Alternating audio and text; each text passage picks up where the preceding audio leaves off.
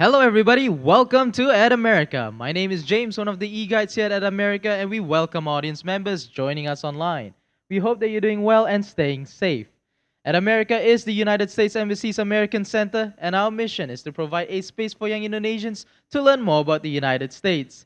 In this episode, we will be having I Have a Dream and I Make It Happen. But before we begin, let's break the ice with a little game. Which of the following civil rights figures was known for his I Have a Dream speech? Is it Muhammad Ali, Abraham Lincoln, Malcolm X, or Martin Luther King Jr.? Stay tuned until the end of this program because we'll be giving a live shout out to whoever can answer correctly on our social medias. Other than that, don't forget to take a selfie and tag at America's Instagram account. And now, without further ado, let me introduce our moderator for today. We've got Mbak Swastika Nohara, a Master of Arts and a script and content writer. Mbak Swastika, the stage is yours. All right, thank you very much for the introduction, and I'm very happy to be here.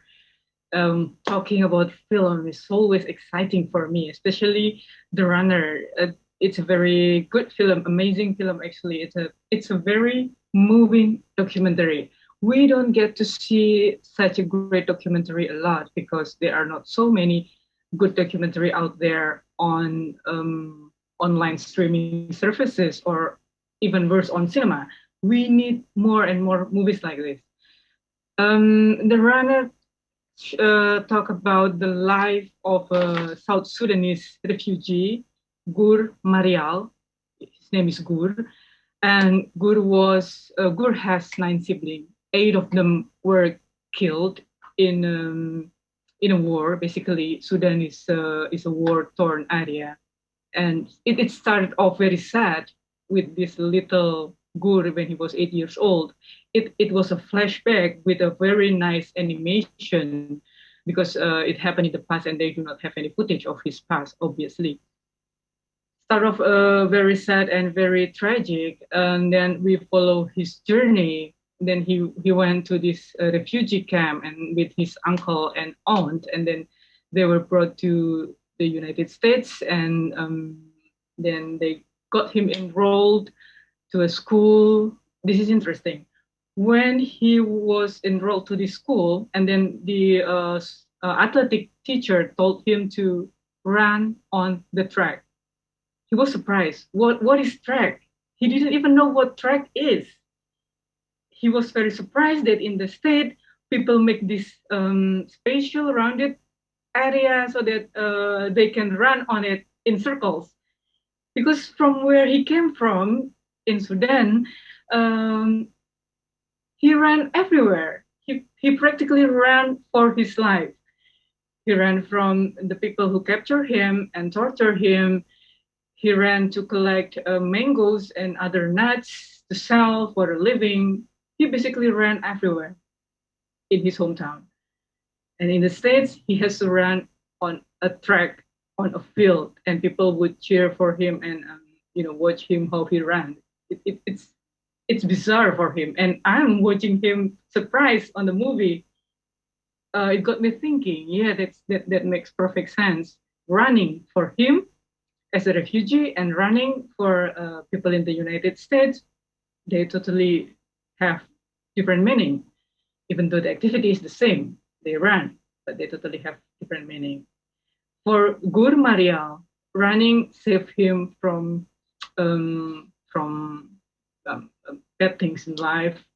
Running gave him an opportunity, and then the coach spot his talent, his power, and then the coach trained him so that he could become a serious athlete, a serious runner, and then they put him in competitions. And then, another interesting part, he competed in 10 kilometers running competition. He won, or maybe he got, I don't know, maybe third or second place, I forgot the detail. But then after that, he put himself in qualification for marathon. And other runners were surprised. That's crazy because nobody has ever done that before. I mean, if you run for 10 kilometers, then you run for 10 kilometers in competitions. You don't just jump into marathon, which is 42.5 kilometers. It's a huge difference, but he didn't care. He just ran and he made the qualification. qualification. So it's amazing. His spirit, his fighting spirit, and also his enthusiasm. It feels like it transcends from the screen to me. I could feel it as I was watching it. I was moved, and I had a wide range of emotions, tragic and sad. And then I got excited when he started running. And at the time, he was in one of the competitions, in one of the footage. He was the only black face among white runners. So it was a very strong contrast. And yeah, I love that visual very much.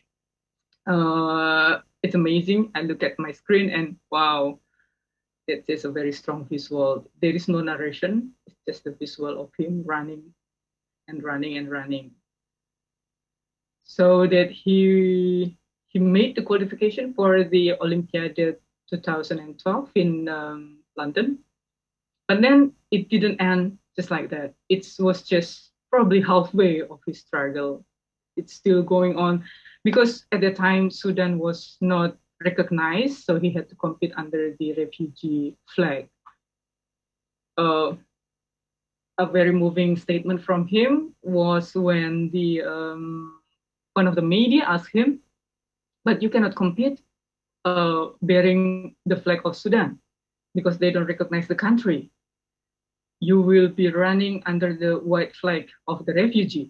And he said, "It doesn't matter. Sudan is always in my heart." I mean, can you imagine that? You are competing in the Olympic, but you cannot bring your flag. But for him, as long as he can run, he still has Sudan in his heart. So he ran anyway. That was my favorite scene, I guess, from the whole movie. Yeah, so that's basically what the movie is. I believe all of you, or maybe most of you, have watched the movies. So we are today. We'll discuss about this and how we get what we get from this movie and how we would use it in other refugee situation, hopefully. And with me we have Sonha. Hi, Sonha. Sonha is the program director of IOM, the International Organization for Migration for Eastern Indonesia region. Correct me if I'm wrong, but I hope I got it right. Oh, it's a program coordinator Program coordinator for Eastern, for yeah, Eastern region. Yeah, Indonesia. in, Yes. yeah.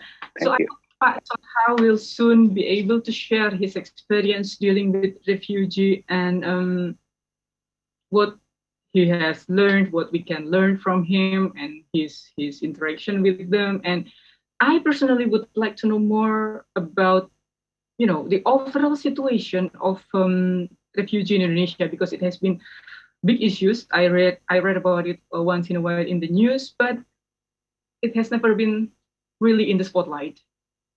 You see, yeah, I heard it.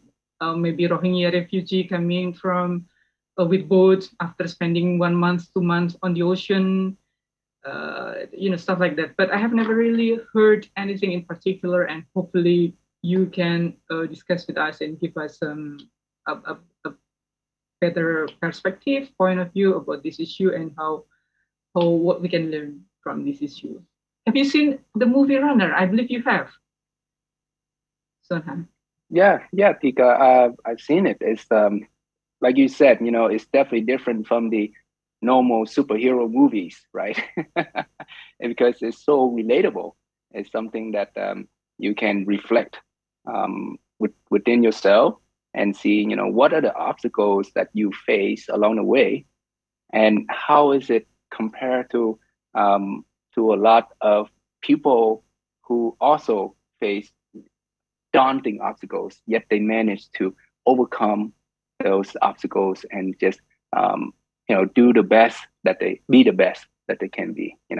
Uh, so for me, Gore actually there were like two moments in which I really smiled when I was watching it. And the first one was when he came to America, and he didn't know anybody, yet the community took him in so readily.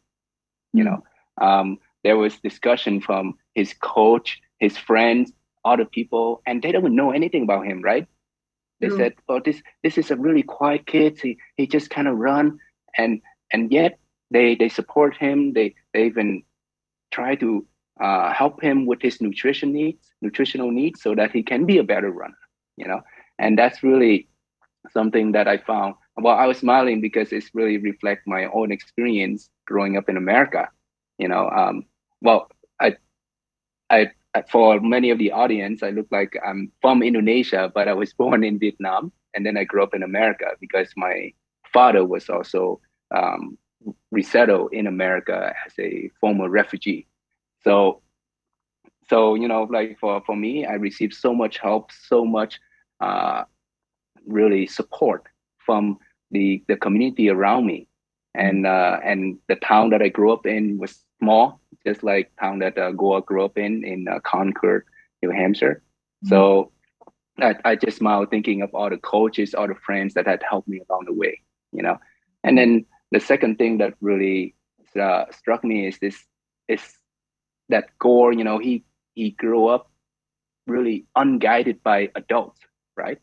We Mm. have so many adults around us that help us, study, do this, and be a good person, this and that. Yet, with really little guidance, he grew up to be somebody who's resilient, who's just able to just meet like obstacles head on and say, hey, how can I, instead of giving up, how can I overcome this, you know, and recontribute to his people, the South Sudanese, you know, Mm. and so it's really inspiring to watch it. And and lastly, like you said, there's so many interesting juxtaposition of images.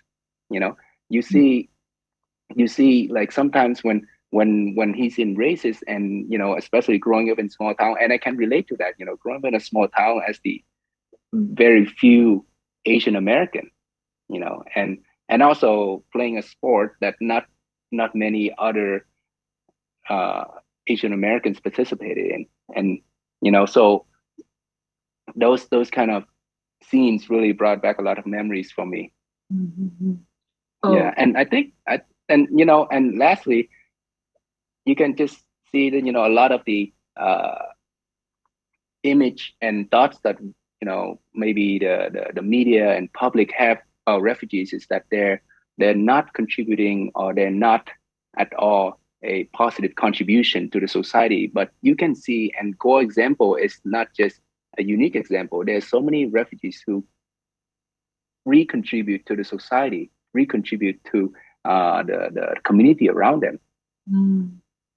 In the Yeah. case of Gaur, it seems like he can, or maybe he was in a situation where he could um, enroll to a school, to a local school, and then mingle with the local kids, even though he didn't talk so much, even though he was very quiet, but he blends in, so to speak. Does it happen everywhere? I mean, there are many refugee locations, I believe, throughout the US or maybe throughout Indonesia. Do the refugees, especially the children and teenagers, because they need schooling, they need education, do they really blend in quite easily with the local community or local school, or is there any effort or different situation in different places? Yeah, it's interesting you raised that. Um, a lot of refugees, of course, they didn't have the ability to study English before they go to resettlement countries, right? And the U.S. traditionally have like a very strong refugee resettlement program that brought in refugees from all around the world, and so when refugees first arrive, they usually enroll in like ESL class. I myself also enroll in ESL class, English as a second language.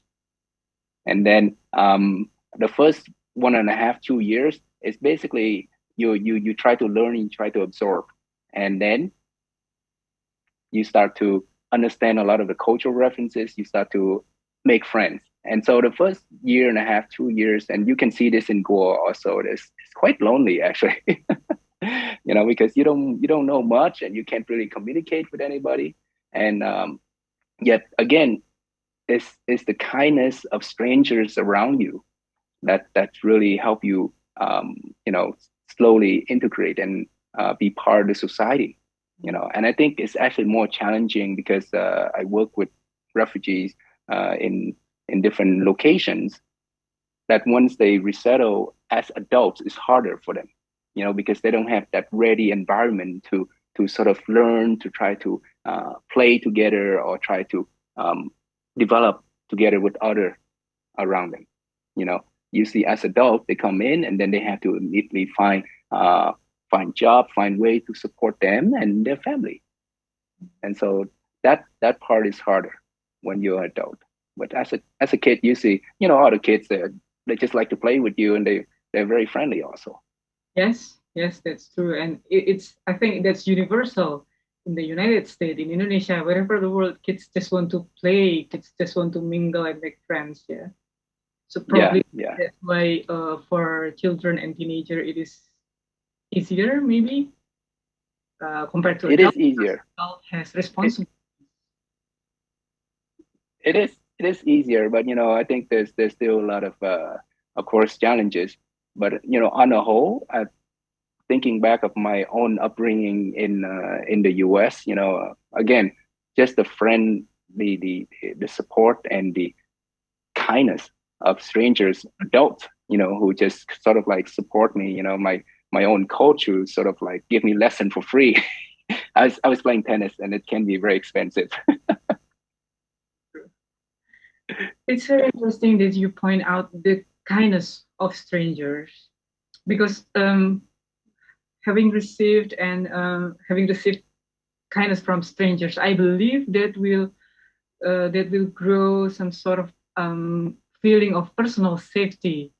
And I believe in refugees, especially, it's really crucial to have a sense of personal safety so that they feel welcome. And if after they feel welcome, they settled in, then later on, probably they can provide positive contribution to their new home, to the new society that that they are in.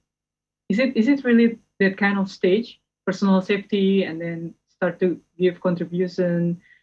Does it come naturally, or does it need, I don't know, a trigger from outside, from the environment? What do you think? Well, I think many of us, you know, having grown up and experienced the kindness of strangers around us, and also, of course, receiving a lot of guidance from our parents, from our community around us, that you know, we reciprocate.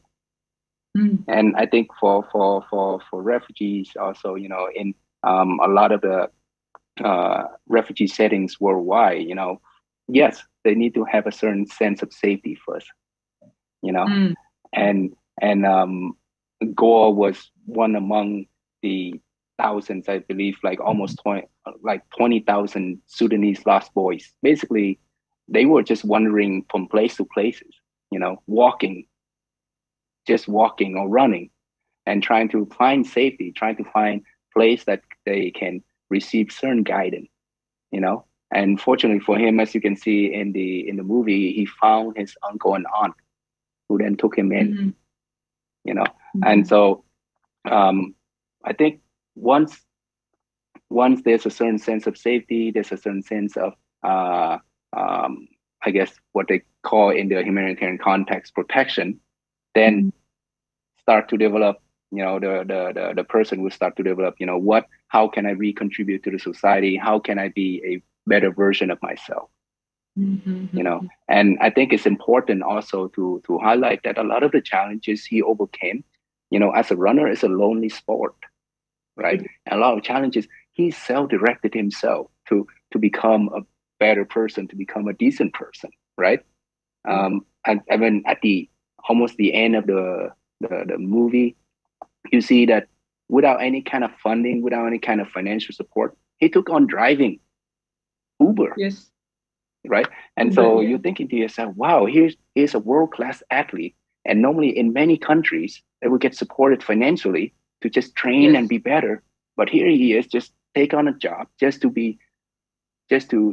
participate in a sport that he loves, just to do something. So there's a lot of agencies, there's a lot of resiliency that you see in him, and also you see, if you work with refugees worldwide, there's a lot of agencies and resiliency in refugees also. So I think the important thing is to balance, so that when uh, receiving kindness from strangers, receiving kindness from society, also develop and help people develop a certain sense of agency and resiliency, and also independency, in order to, progress toward a better version of themselves. It is true. Resiliency is, I believe, is the key message of that movie. Look, from one single competition, there is a scene where Gore ran, but then he felt pain in his leg, and then Yep. yeah, he felt like almost giving up, and then people came and give him water. That was Yeah, yeah. I'm at home and I was shouting like, yeah, yeah. It's not like a typical Hollywood movie in which you cheer for somebody and you know that that person will reach a certain achievement, right? If it's like a Hollywood movie, I guess Gore would place first or second, and then he would be jumping around with a medal. But here you can see that he, in a way, did not complete that race, right? But he continued to train himself on. He continued to push himself, because that's not going to stop him, yeah, right? So I think that's really amazing. And then you see that, having seen how much of a struggle he underwent for 2016 Olympics in Rio, he received a special waiver from the International Olympic Committee to participate, you know, for South Sudan. yeah, true. So, I think a lot of times, we see that there's a personal struggle. There's also a lot of efforts from your part, and then there's also a lot of efforts from the community, from the society, to push you, lift you a little bit along the way, you know. And I think Mm. that's really is a big lesson for me, thinking about all the push and all the helps that I had received along the way. And especially talking about how Gore pushed himself, and then how he received kindness from strangers. These strangers didn't only mean the U.S. citizen in that city, Concord, but also when he was running in London Olympic, and then suddenly there is a handful of people, maybe 30 something people who has Sudanese root or Sudanese connection, and these people knowing that there will be a Sudanese runner, they gather along the route, and there is one woman who bought some fabric and sew the flag herself. I mean, Yeah, that's amazing. He saw the flag for herself, her husband, and her children, and then they would wave the flag. And actually, at some point, those kind of support that kept Gur running, because at some point he was really tired and he felt like very difficult to go on. But then there are people cheering for him with that flag, even though he didn't represent that flag. He didn't even carry that flag anywhere in his clothing or anywhere in on his body. But it's amazing. I mean, these people in London was nobody that he knew. It's yeah, another total group of strangers. Yeah, and yeah. And I people who has the same root, maybe the same background, and then they support each other and cheering for refugee who has the same background, root, or the same country they are from. Yeah, and I think actually a lot of us, we read nowadays that there's so much division, there's so much polarization between different people due to, what they perceive online, right? What they see online. And so, but but in reality, when you meet people, and I really am fortunate to be able to work in different locations in South Asia and East Africa. in now Southeast Asia, that uh, people and strangers are really kind. They're generous, you know. And for uh, just one example, also, Indonesia, refugees in Indonesia is not new. Refugees have were admitted and supported by Indonesia since the end of the Vietnam War, Oh. and really, and my father was one of them. So really, and even though Indonesia is not a signatory to the Refugee Convention, but I think it's the generosity of the people and the openness and support of the government that's really has provide protections for a lot of refugees. Mhm. Yeah. Yeah. Um, we have some questions coming in. And before Mm, we go into those questions, I would like to maybe you can recall or maybe you have an experience of other, similar case like Gore with the same spirit of resilience that also strive and contribute to the society that he's currently living in or back home, probably in the field of sport or probably in other fields like I don't know, maybe arts, visual arts, performing arts. We can inspire people in many ways, right? So, do you have any recollection, any memory, or any experience, working with refugee who show the similar spirit of resilience and then inspire other people? you know, I think, well, what's difficult for me is that I've been working outside the U.S.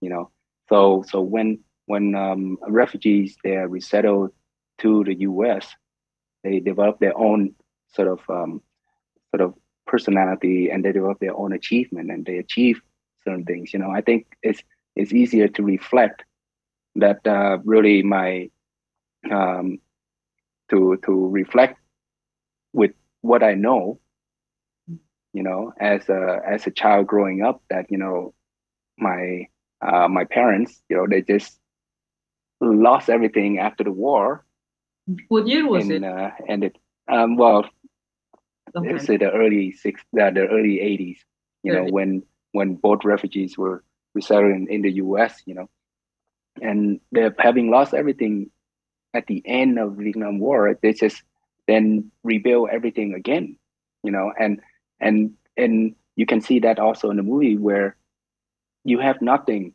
and so you start to come up again, and that in itself can be very frustrating sometimes, right? you Mhm. know and but if you dwell on that, then it's very hard for you to be able to move on, to be Yes. able to, right? And if you keep thinking, oh, all the things I've lost, all the things that I've left behind, it's really outside of your control. That is you true. know what you can control now. And I think really with their own determination, self-determination, and with their own ability, they're able to just raise all six of I have six siblings, raise all six of us, and send us to school, and um, help us just become better people.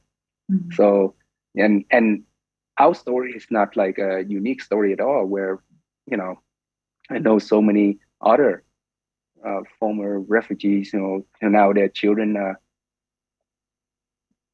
congress congresswomen, legislators at Mhm. the state level or the national level, you know here in Minnesota. And interestingly, Gore, his first marathon race was in Minneapolis, right? Here in Minnesota, we also have a former refugee who's now a congresswoman. you know so it's really show that we come a long way in the US, from the time of the civil rights struggle, you know with Martin Luther King Jr.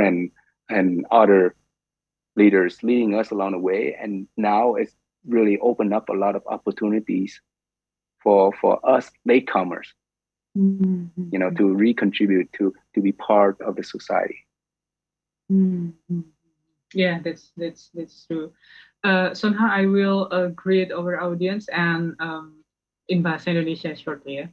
Baik teman-teman Okay. semua, eh tadi saya dan Sonha sudah berbincang-bincang tentang betapa menariknya film Runner ini tentang seorang refugee dari Sudan Selatan yang negaranya masih perang terus gitu ya, walaupun sudah dinyatakan merdeka di tahun 2011 tapi masih perang saudara antara Sudan Selatan dan Sudan Selatan, sehingga ketika Gore ini mengungsi ke Amerika Serikat, lalu dia dilihat oleh coach atletiknya di sekolah dan akhirnya dilatih gitu ya untuk sampai menjadi pelari profesional dan diikutkan di berbagai perlombaan sampai akhirnya bisa berpartisipasi di Olimpiade di London tahun 2012. Nah, itu memang semangat juangnya itu sangat luar biasa, Gur. Teman-teman pasti yang sudah nonton film Runner akan bisa langsung merasakan gitu ya, betapa orang ini tuh tidak mudah menyerah gitu ya.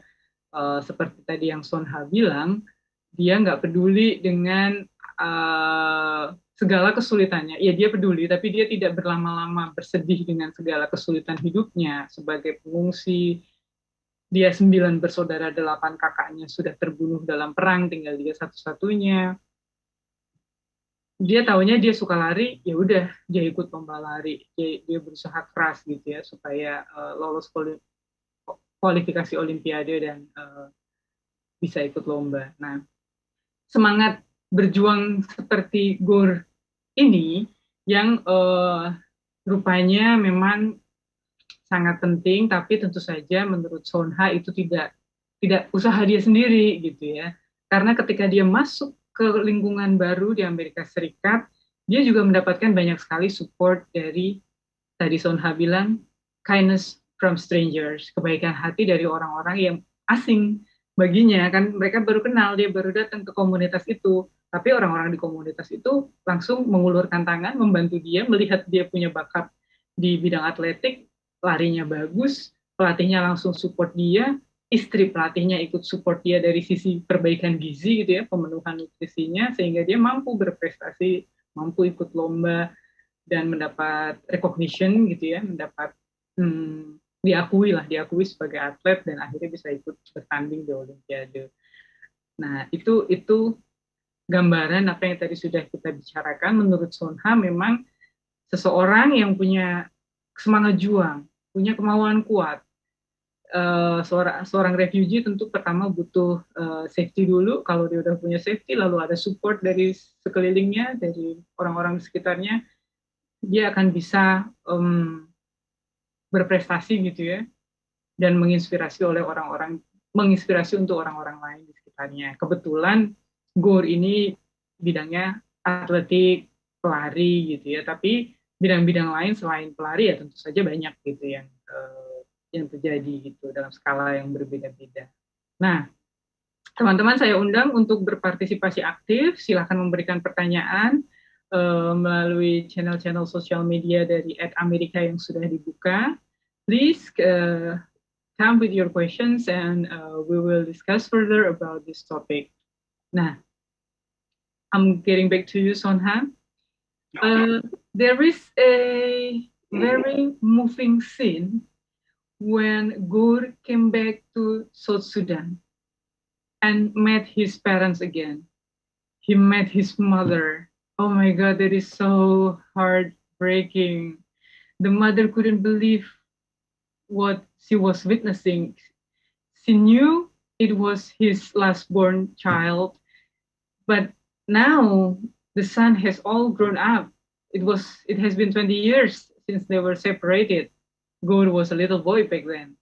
You know, the expression of the mother, she couldn't even come forward to meet the son, you know, she fall on the ground and cry, and I think it was too emotional for both of them, especially for the mother. How what did you feel and how do you see such a scene? Well, I think when I watched that scene, it was very, very moving. But I was also reflecting on um, how much how remote they were living in, where you can see the expression of both the mother and the father is something that we don't usually see. She collapsed on the ground. She was running around. She's just trying to see, are you the real Guo, my Guo? You know, and also the father, he ran out and he was just hopping around, and I was thinking to myself, like if it's happened somewhere, say, um, in say US or Europe, something like that, the normal expression would be, oh my God, big hug and people cry. But Mm. you can see, just because it's in a place where there's probably not a lot of exposure to mass media, right? People are not going to say, "Oh my God," giving you a heart sign or something like that, right? So you can totally see this, and I feel like, oh, it's something that only if you go beyond the normal capital setting, Mm. something that you will see, among the people, Mm. right? And that's really is a joy to watch, to see that reunion, and to totally be blown away by the unexpectedness of that whole emotional reunion of it. You know, Mm. it was really interesting for me to see, and it's allow, I guess, for myself to say, but what are other expressions of of love, of kindness that people can express within different societies that are not necessarily the same as we usually would Mm. express it, you know. Uh, Yes, yes. so so for me, and yeah, that's really touching, and just to see the road itself, like you're so used to driving on paved road, and suddenly now you see just dirt road everywhere, which is uh, another thing Yes, yes, to yes. have to change your mindset again, right? Mm. To say, wow, it's totally out of my ordinary, not ordinary, but my world, my whole worldview. Yeah. Even when Gur, when he get off the plane and then see the air of South Sudan, and then he walked down the stair of the plane, and then he hugged somebody, and then he kissed the ground. I mean, I'm home. So I'm wondering, what is the definition of home for a person like Gur? Because he was born and his root is in South Sudan, but then he found himself, his joy in running and other things in the United States, and people are very welcoming and supporting him. So which one is actually home for people like Gold? I'm wondering. I think, and having talked to many Vietnamese American, I think home is actually a place where you have your family, you have your community, and so for Gore and others like him, I believe that straddle both worlds, the world that they have left behind and the world that they grew up in, Mhm. and both are equally important in their heart.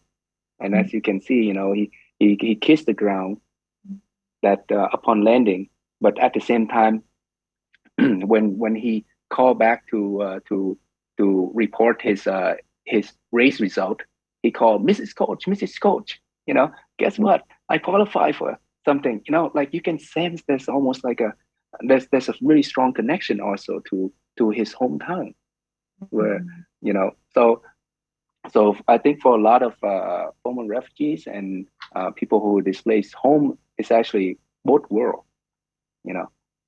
Mhm. And so to recontribute to both their new society and the old one, because you can see that Go also training and working with up and coming South Sudanese runners, Mhm. and Mhm. just passing And on it's his experience. yeah, yeah, yeah, yeah. That's true. So yeah, and he's trying so hard, to train young people in South Sudan. He gave away all his clothes. Everybody, Yeah, the sport attire. You can have it. It's just so you can train. It's yeah, yeah. very moving scene. Yeah, and I think it's really it's for him he's so authentic. He's able to you know go back and say, hey, I'm not some successful businessman. I'm not rich or anything, but what I have, I'm willing to share with you, right? Uh, and and I think early on in uh, in the 90s when some of the Vietnamese Americans are able to return to Vietnam, it was hard for them to be their authentic self, because there's so much expectations from people at home. You're expected to be successful as doctors, as lawyers, as architects, you know, Mhm. as engineers, right? But gradually, as things become more normal, that is easier for Vietnamese American then when they return to Vietnam to be their authentic self. And we can also see, Gore when he returned, he just Mm. himself. He's not trying to be some world class athlete visiting a small village or anything like that. You can really see the humbleness in him. Yeah. Yes, yes, he's very humble, and and it's clear that all he wants is just to take the teenager of his hometown to to be something instead of just thinking or being affected by the war. Let's do something. It's very Yes. inspiring. There Yeah. is one question Okay. from Yeah. our Instagram account. It's coming from LX Forever. Ooh. What is that make a refugee wants to go to the US? What makes a refugee wants to go to the US?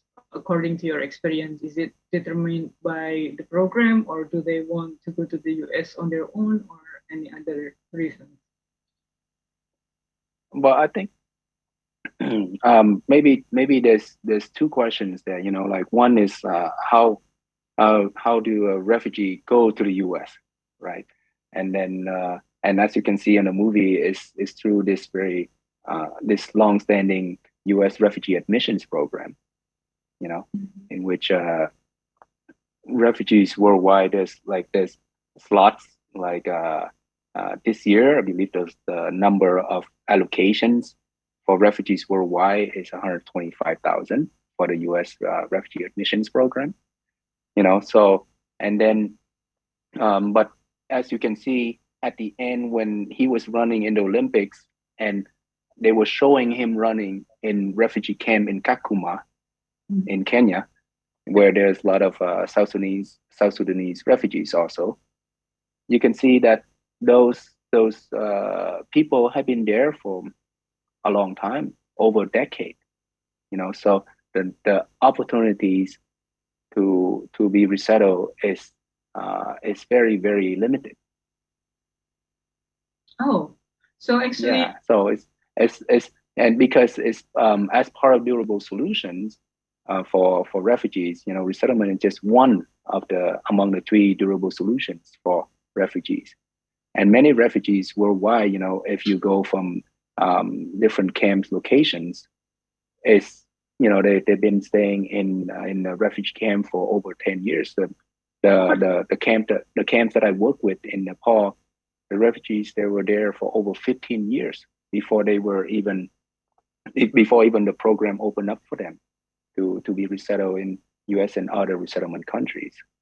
And then subsequently when I was working in Tanzania with the Congolese refugees, they were in that camp since the early 90s, and I came in 2015. wow, 25 years. Yeah, huh? 25 years. So it's almost close to 20 years for them, you know. And so and refugee camps, and so in a lot of the settings worldwide, refugee camps is really sort of apart from the city where the citizens of that country are living. And oftentimes you have to drive an hour or so to get to the camp.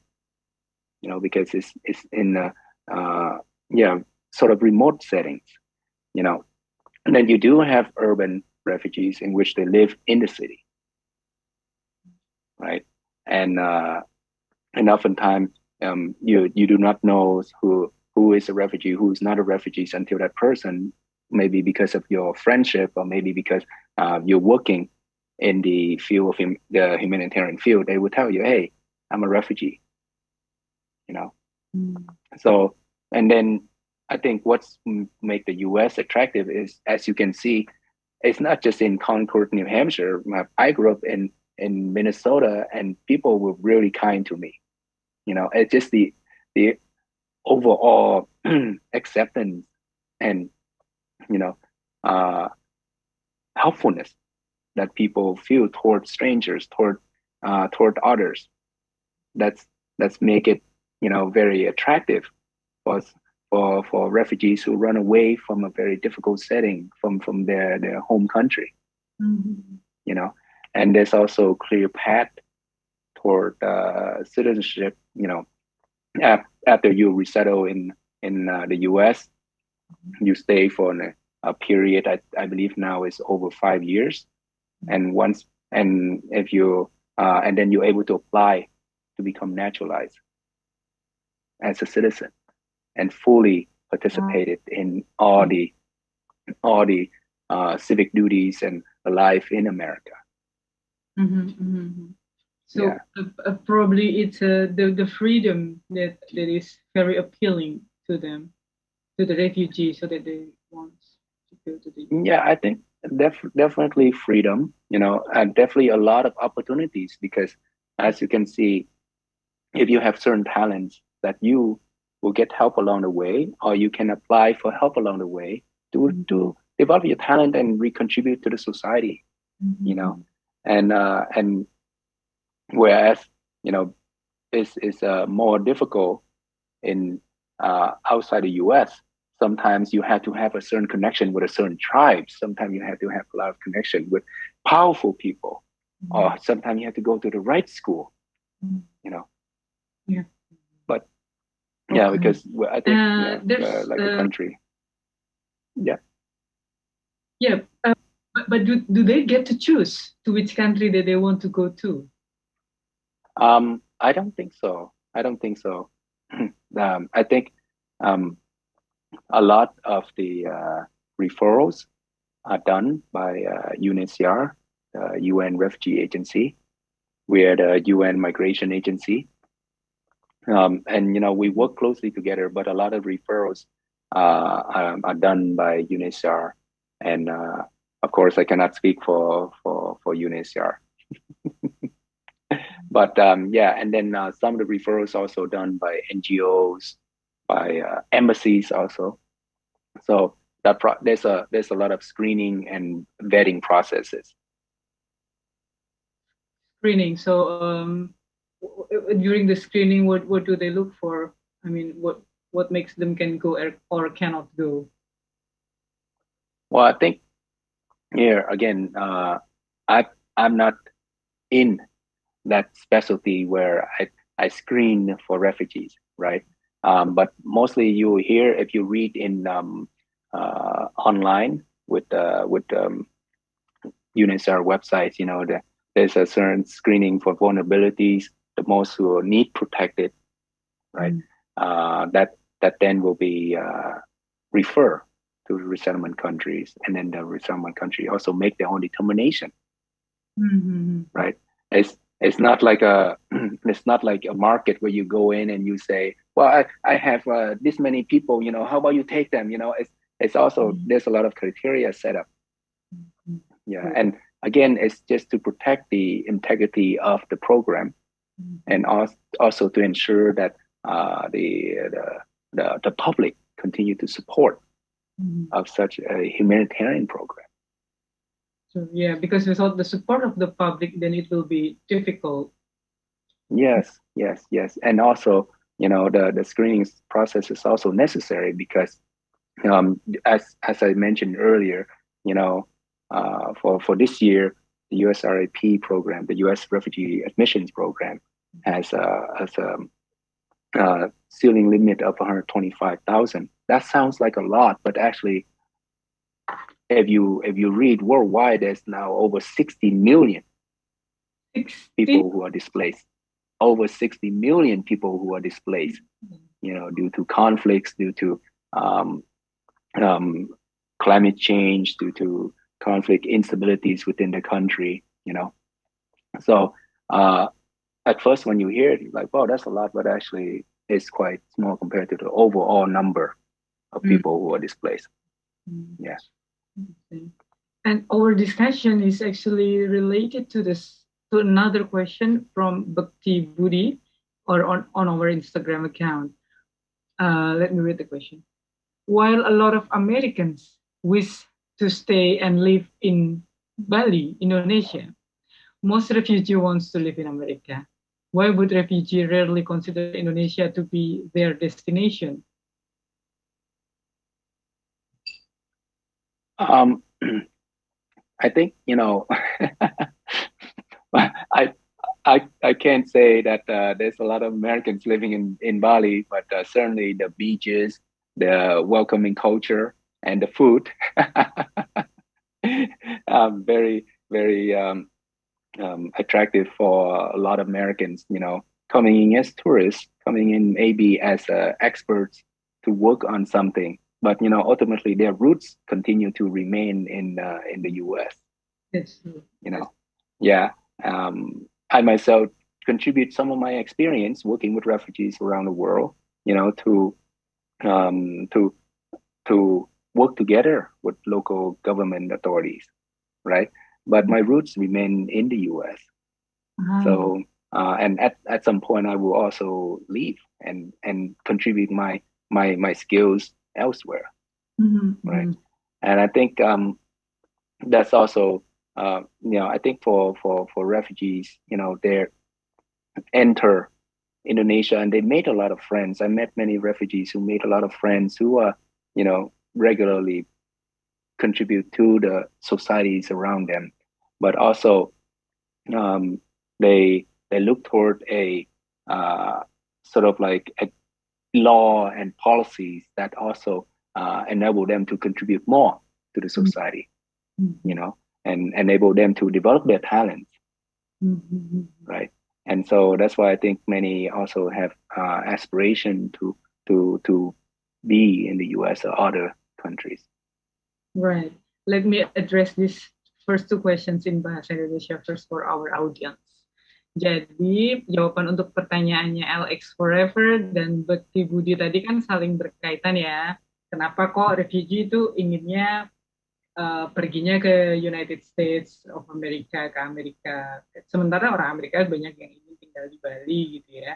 Kenapa kok refugee jarang mempertimbangkan Indonesia sebagai tujuannya. Jadi sebetulnya kalau dalam konteksnya refugee, dalam konteksnya pengungsi, itu mereka nggak bisa sepenuhnya bebas memilih tujuannya mau kemana. Demikian tadi penjelasan dari Pak Sonha. Ada program yang sudah ditetapkan oleh UNHCR, yaitu badan di PBB yang mengurusi pengungsi di dunia, yang menentukan mereka pergi kemana. Ini terkait dengan kesediaan negara yang dituju untuk menampung pengungsi. Tadi Pak Sonha juga sudah jelaskan, kalau di USA itu per tahun bersedia menampung 125.000 pengungsi dari berbagai belahan negara yang sudah melalui proses screening, dan proses screening ini, proses penyaringan ini dilakukan oleh UNHCR tadi. Gitu. Jadi sudah ada slotnya, sudah ada alokasinya. Jadi si refugee sendiri tuh nggak berarti terus dia bebas mau ke Indonesia mau ke Amerika atau mau ke negara mana gitu sih, enggak. Jadi emang udah ada programnya, ada seleksinya, ada penyaringannya, dan nanti diarahkan oleh UNHCR. Jadi gitu, beda dengan warga negara Amerika yang mungkin tinggal dan menetap di Bali karena mereka liburan atau karena mereka bekerja atau karena mereka punya usaha gitu ya, itu konteksnya jauh berbeda gitu ya. Kalau refugee tidak punya keleluasaan seperti orang-orang tersebut gitu. Bahkan kadang-kadang mereka nggak tahu juga gitu mau dibawa kemana ya, selama mereka bisa pergi dari negara asalnya yang konflik, yang perang, itu aja udah bersyukur gitu kayaknya sih ya, udah seneng gitu mau ke negara manapun, yang penting aman, damai, bisa bekerja, bisa mencukupi kebutuhan dan hidup tenang gitu ya. Itu yang menjadi tujuan utamanya. Begitu jawabannya untuk dua pertanyaan pertama. Nah, seru sekali nih diskusinya dengan Sonha. Kita akan lanjut ya. Masih ada beberapa pertanyaan lain dari teman-teman online. Nah, teman-teman Amerika lain yang menonton melalui YouTube, Twitter, atau Instagram, atau Facebook, silahkan. Jangan ragu-ragu kalau teman-teman punya pertanyaan, diajukan melalui kolom chat yang ada di social media. Okay, Sonha, now we move on to the next question. Nah, this is an interesting question. From the movie Runner, we can say that the United States of America is the land of hope, literally for everybody, especially for refugees. What do you think of this conclusion? Well, I think the U.S. is certainly the land of opportunities and equal opportunities for people from all around the world. You know, um, again, but you can also see that it's really the people that that made the U.S. special. You know, because they themselves come from different places around the world. You know, really, they're able to reciprocate the the help that they have received away and just sort of pass on the help to new people, to strangers, you know. And that's why this is still like I guess a lot of people would then see the US as the land of opportunity, right? And to say that, hey, you can go in there and you can start out as fresh as a better version of yourself and try to achieve your dreams and try to whether it's world-class athlete or whether it's a business or whether it is a legislator, something like that, you know, you can participate and you know, fully contribute to the society. So I think it's really yeah, and I think it's easy for us to you know, nowadays to look online and say, oh, so much divisiveness, you know, about different issues, you know. But for me, I constantly remind myself that online is just online, right? It's not real life. Real life is when you have interaction with people, you receive help. Sometimes people might not help you, but you know, you can see that behind the scene there were a lot of people that were supporting Gore, right? And they don't need to mention, oh, you know, hey, by the way, I help you do this, I help you do that. No, they just sort of like quietly do their help and, you know, part of their job, and then that's it. You know, so and I think it's hard to see that in the movie, right? In the short movie, to see that there's a lot of quiet tasks just being carried out just to support other people, just to support strangers. That is true, yeah. The movie is just less than 2 hours, while it's actually captured the life of a person for so many years, and in a society that is so wide and diverse. Yeah. You can see, so some of the runners are like, you know, I ran with this guy for years, and then he just start to open up, you know, with me. It's not like they constantly ask, hey, how was your past? You know, what was it like and stuff like that. No, they just accept him as who he is, and then when he chooses to open up, he chooses to open up to share his experience. That's true. Yeah. Another question from Ali Reza. Hello to Mr. Sonha. What is your best advice for a refugee who has dreams and is struggling to make them happen? Wow, that's a very powerful question.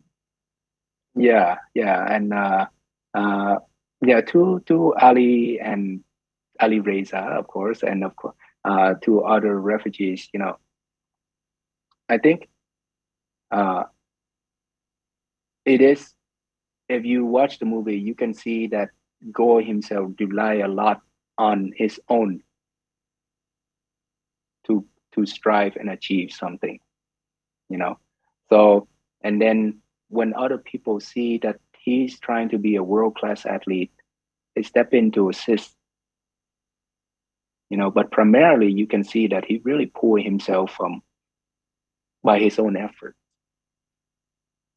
you know, by his own efforts, and you can see that he really motivated himself. So instead of just dwelling on his past, his horrible past, you know, being uh, captured and work as a slave as a child, right? Having to run away from home at such an early age and just wandering around in a very harsh landscape, trying to find safety. He instead trying to focus on, you know, what he can do with his own ability, right? And along the way, as you can see, um, suddenly people step in to help him. But it also takes a lot of efforts on his part.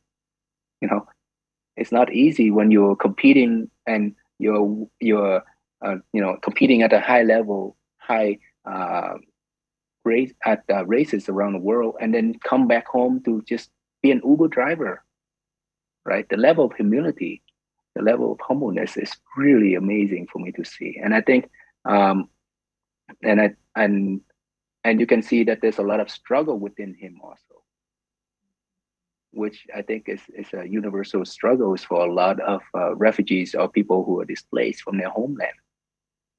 You know, to whether to let the past capture them and hold on to what's in the past, or try to move and create a future. And you can see that Gore move and try to create a future for himself. And you know, after the movie was over, I also look up to see what he's doing right now. He's currently uh, enrolled as an airman, you know, in a world class athlete program that's supported by the U.S. Air Force. So that was the latest, I guess, wiki information about Gore. You know, so you can see he constantly try to find ways in which he can support his dream of running. At the same time, of course, now from the movie, you can also see he's married and he has his own family to support. Yes, and if I may add, I also noticed from that movie that Gur also has quite huge disappointment to his Sudanese government, because when he got help from the IOC, from the Olympic Committee, then the South Sudanese government won this help, this fund, a certain amount of fund to go through their government, not go directly to Gur. And he was very disappointed with the government, but then he think again and he decided not to focus on his disappointment. Instead, he is trying to figure out what he can do next, you know, with supporting the teenager in South Sudan, and also making his way through the next Olympic. I noticed that even after being an Olympian, Gur still has quite a lot of struggle within himself, you know, toward his government and everything. But then he decided there's nothing I can do about the government, but there is something else that I can do with this teenager in South Sudan. So I will, instead of getting angry with the government, I would focus my energy and my time and my effort with this program. I think that's a very important attitude. Yeah, because you know, getting angry at something that we cannot change will be very devastating, and there's there's not much that we can do. So what Gur did was actually focusing on what he can do for himself, his family, and other people. And I think that's just beautiful for refugee or for everybody in general. Yeah, and yeah, I agree. You know, even when he encounters setbacks, You know, I think he made a conscious decision to say, I can either give up and quit, and I, having experienced so much hardship in his life, I don't think anybody would blame him if he said just say, I'm going to step back and quit, or uh, do something else. But he continued to find ways to overcome his obstacles, and you can see that along the way he received helps from strangers, from his supporters, and even the IOC step in, Yes. right? The IOC also do their work behind the scene in order uh, to help Gore continue to compete as an athlete and represent South Sudan. True, true. So yeah, jadi itu Ali Reza Yawari.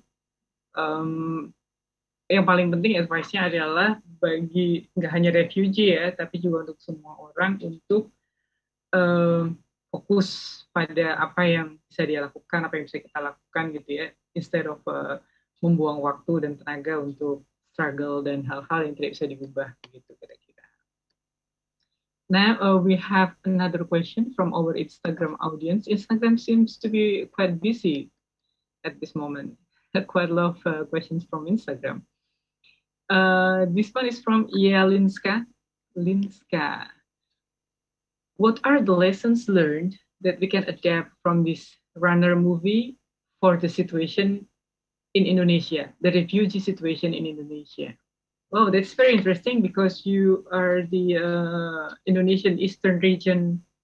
You've been working closely with a refugee in Indonesia, I believe. So yeah, it's interesting to know what can we learn from this movie to be put into practice, probably, hopefully, for refugees in Indonesia. Yeah, I think when we watch the movie again, people without any kind of pushing, without any kind of asking, they just step in and help. Say, hey, what can we make you? What can we do to make you feel more welcome in our society, right? What can we do to help you in our community? And I think the process goes both way. I myself have observed and uh, and participated in many joint community events in which the refugees themselves just taught English to children in that local area, just participate and volunteers to to interact, to play with the elderly, in the area. There's some nursing homes, in which the elderly they're staying there, and they can also get very lonely because nowadays a lot of people are just busy everywhere, right? Yeah, so the pandemic really affected those activities, but then they switch online, and then I also see and regularly get questions and people just asking myself or my colleagues, what can I do to help, and I think the important thing and is just to listen to the refugee experience and see how really beyond the label of oh, you're that refugees, oh, you're that person or whatever, it's just a person, somebody who also trying to find a way forward and trying to create a better version of themselves. So I think the first part for many of us, and for myself, I constantly have to remind myself that listening and also trying to see the person as a person instead of just being distracted and having a lot of preconceived notions of this person is so and so because I saw on Instagram or I saw online or something like that.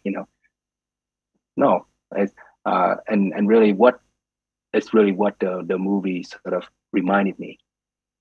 And we do have a lot of divisiveness issues, right? Not just in Indonesia but around the world, especially now with the pandemic. Wearing masks, not wearing masks. doing this and that. I think it's easy to then say you are the others and I'm part of this tribe myself. But I think if we communicate and talk and really listen, I think we'll be able to see that we are human beings. That's true, that's true. Jadi kepada Olvitaf Dialinska tadi, jawaban dari Sonha adalah banyak sekali sebetulnya yang bisa dipelajari dari film Runner ini dan bisa diadaptasi atau diterapkan untuk kondisi refugee di Indonesia. Karena sebetulnya kebaikan hati dan pertolongan itu sifatnya universal. Apa yang dilakukan oleh orang-orang di Amerika dalam film Runner tersebut, di mana mereka dengan tulus membantu Sigur dalam hal makanannya, dalam hal semangatnya, dalam hal mengajaknya bertanding dan berlatih dan bertanding bersama. Hal-hal serupa bisa kita lakukan di Indonesia ataupun di belahan bumi manapun. Kalaupun tidak ada atlet, Sonha menyarankan banyak tetap yang bisa kita lakukan. Misalnya dengan sesederhana mengajari bahasa Inggris kalau kita bisa ya. Kalau kita bisa bahasa Inggris, kita ajarin anak-anak dan remajanya atau orang tua yang ada di camp refugee itu untuk berbahasa Inggris atau berbahasa lokal ya kalau di bahasa Indonesia. Kalau di Indonesia ya tentu mengajari bahasa Indonesia karena itu bantuan yang sangat berarti buat mereka, buat refugee supaya bisa berinteraksi dengan negara yang dia datangi. Atau menurut Sonha juga dengan sekedar mengobrol, menemani, berbincang-bincang dengan mereka itu sudah sangat berarti karena ada rasa kesepian gitu ya. Mereka jauh dari kampung halaman, tiba di daerah baru, di sini praktis nggak kenal siapa-siapa gitu ya, selain orang-orang di campnya. Kalau orang lokal atau kita bisa menemani, sekedar ngobrol, sekedar ya berbicara aja, bincang-bincang aja, ngobrol aja, itu menurut Sonha sudah sebuah bantuan yang sangat berarti. Karena rasa kesepian ini juga butuh untuk ditangani gitu ya, dan bantuan dari warga setempat melalui obrolan, melalui saling menyapa itu sangat berarti buat refugee. Dan ini saya yakin sih sebetulnya berlaku umum ya, kita sebagai manusia pasti tentu ingin ada interaksi yang hangat dengan manusia lain. Begitu Linska jawabannya, sangat menarik ya. Bagaimana sebetulnya refugee ini nggak ya sama aja gitu dengan manusia lain. I was pointing out from your answer earlier that actually it doesn't really matter whether it's a refugee or us or it's general human kindness and general act of random kindness that can really help each other whether it's a refugee or not. Yeah. But for maybe the question is for common people like me who lives in a city with no access to refugee, no direct access, I cannot talk to them or meet them. How can people like me contribute? I don't know, online from a distance or anywhere. Yeah. But okay, yeah, I think that's a very very interesting question because first we in order to contribute we also have to have knowledge about refugees in general, and there's many good sources online. Whether it is with the UN Refugee Agency, you can do search online, or just reading. And there's a lot of articles also. I think it does take some investment in time to find out what are the issues currently faced by refugees in Indonesia, all around the world, or in the region, in Southeast Asia. Why do they have to leave their country? Why can't they return to their country? In what circumstances they have to go, right? Mm-hmm. And so when you read them, and it's easy for us to get caught up in social media. When we see something and we say, "Oh my God, that must be true," and if we constantly click on it, then they will just the algorithms will just try to see what is it that you like, but actually not knowing you. So it has to be from coming from you, trying to do research, trying to invest your time first to understand the challenges, the issues, right? And then if you live in large cities like Jakarta or Bogor, or there's certainly a lot of organizations also supporting refugees, and also organizations that are run and operated by refugees themselves, right? That that you can participate in. But I think first and foremost is just to arm yourself with knowledge first, right? Understand the Yeah, situation. to understand the issues. Yeah. Yeah, that's very true. That's very important. Jadi menurut Sonha, teman-teman semua, sangat bagus sekali kalau kita sebagai warga Indonesia gitu ya, sebagai warga, lalu tempat kita kedatangan refugee dari negara lain, dan kita tergerak untuk membantu mereka dalam bentuk apapun. Tadi Pak Sonha sudah mencontohkan sebetulnya kalau ada akses langsung gitu ya, dengan datang dan berinteraksi, berbincang-bincang atau ngajar bahasa Inggris atau ngajar bahasa Indonesia itu sudah baik. Tapi kalau memang nggak punya akses langsung, misalnya tinggalnya jauh gitu, dan memang punya keinginan yang kuat gitu ya, yang penting adalah membekali diri dulu dengan pengetahuan supaya kita paham apa yang dibutuhkan gitu ya, apa yang diperlukan. Dan sumber-sumber untuk mencari tahu ini menurut Sonha ada banyak, bisa ditemukan secara online di website-website yang dikelola oleh United Nations, oleh PBB gitu ya, tentang pengungsi. Dan juga kita bisa mencari, googling gitu ya,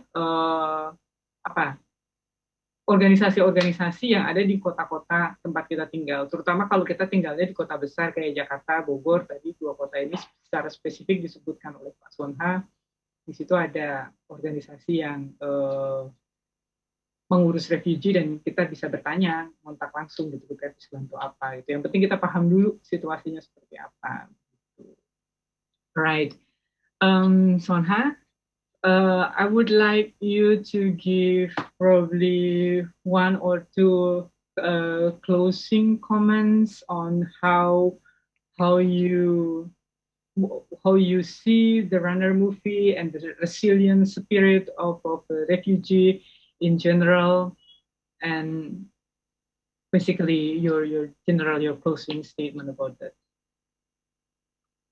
Yeah, I think um it's again, yesterday, was the Martin Luther King Jr. Day is in the U.S., right? And as I was watching the Runner, I can see that there's it's a universal experience in which you will experience obstacles. You will have setbacks, right, along the way. But how you learn and how you try to go beyond the setbacks, is really important to, I guess, develop yourself as a person and develop yourself as and recontribute to make the society around you a better place. Mm-hmm. I was thinking about Dr. King and how much he just participated, even though he's one of the leaders of the civil rights movement, right? Yet he participated in all the I guess events organized by the civil rights movement, and sometimes and then from that experience, I think that's when it's enabled him to write so eloquently, to give so much insights into the overall universal experience of people, to see people as a brotherhood, to really have a linkage with somebody else, to see them as human beings, and I think that's continued to resonate where you watch the movie and you can see that what Gore went through could have been something that one of us went through, Mhm. right? And really, you start to think about all the setbacks, all the challenges you encounter in life, and how you decide to learn from that and move beyond that, Mhm. Mhm. right? That's And I think that's continued to be a big draw for the movie Runner. We really see ourselves in Gore, you know, and well, he certainly overcome a lot more hardship than me, But again, it's something that you can learn from, and you can see um, how there's a society that supported him, how friends, how strangers, how people just cheer on for him, but how a lot of the efforts he himself had to make in order to receive that kind of um, support from people around him, you know. And yeah. it continued to struck me how much that he grew up without a lot of mentor, without a lot of guidance, and he continued to be a decent person, you Yeah. know. And um, I continue to reflect on how a lot of the refugees, worldwide or in Indonesia, they're apart from their mentors, they're apart from their parents or their family, yet they continue to be decent people. They grow up with a certain values that Mhm. try to recontribute to the society around them. Mhm. So that's really is a um, learning experience for me, learning Yes. moment for me. Yes, yes, totally agree. I mean, there's really a lot of things that I personally can learn from watching the movie. Not only the resilience, but how he focuses energy on growing. He put his hard work. He's very determined, and also it's receiving help and giving back. That's just amazing, and I think that's very, very important, not just for refugee, but for everybody as person, as human being. Yeah. Yeah, So, Sonha, thank you very much for your time. Thank you very much for this discussion. I personally really enjoy this discussion, and I hope our audience really enjoy this discussion as well as much as I do. Thank you very much. thank you for inviting me. Teman-teman semuanya yang menyaksikan acara ini melalui streaming channelnya Air Amerika, terima kasih banyak atas keterlibatan, partisipasi, dan juga pertanyaan dari teman-teman semua. Thank you very much for all of your kind attention and your questions and everything. And I hope that we keep on spreading the good news, and I hope to see you again sometimes in the future. Goodbye. Silakan saya Thank you. kembalikan kepada panitia. Thank you so much to our speaker, Pak Sonha, along with our moderator, Mbak Swastika, for today's very informative session. Earlier in the event, we asked audience members a question. That question is, which of the following civil rights figures was known for his I Have a Dream speech? And the correct answer to that is option D, Martin Luther King Jr. He delivered his famous I Have a Dream speech at the Lincoln Memorial in Washington, D.C. Our winner for the question of the day is roughly Amanda69. Congratulations for answering correctly. And thank you to everyone who has participated. Don't forget to tune in next time for another chance to get a shout out from us. Now you may be wondering, how could I develop an awesome idea for a place like this? Well, it's very easy. All you need to do is go to our website at www.atamerica.or.id, select create a program and click collaborate with us. All event proposals coming to us will be reviewed and your event might be featured here soon. Can also subscribe to our newsletter for all our weekly updates. And that's it, everyone. That wraps this episode. It's been fun, but we have to say goodbye for now. Follow our Twitter, Facebook, and Instagram at ATAmerica for all our fun contents, event updates, and so much more.